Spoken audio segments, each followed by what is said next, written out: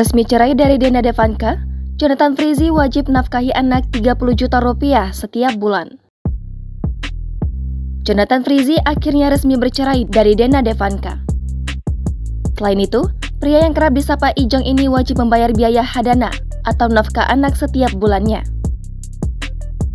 Dalam putusan, Ijong harus membayar 30 juta rupiah per bulan dengan kenaikan 10% setiap tahunnya untuk ketiga anaknya di luar biaya pendidikan dan kesehatan.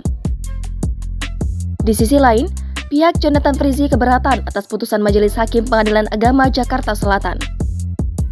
Karena menurut tim kuasa hukum Ijong, Sinarta Bangun, putusan tersebut tidak melihat rekonvensi yang sempat diajukan dalam proses persidangan terkait biaya nafkah dan hak asuh anak.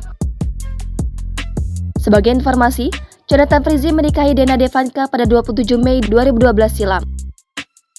Dari pernikahannya itu, Jonathan Frizzy dan Dea Devanka dikaruniai 3 orang anak. Usai 9 tahun menjalin rumah tangga, Jonathan Frizzy digugat cerai oleh istrinya, Dena Devanka.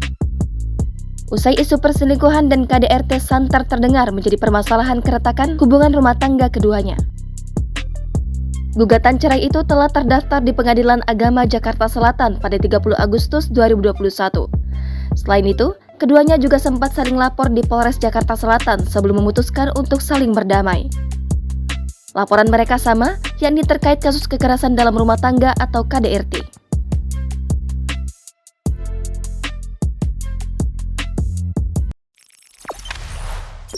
Jangan lupa subscribe, share, komen, dan like ya!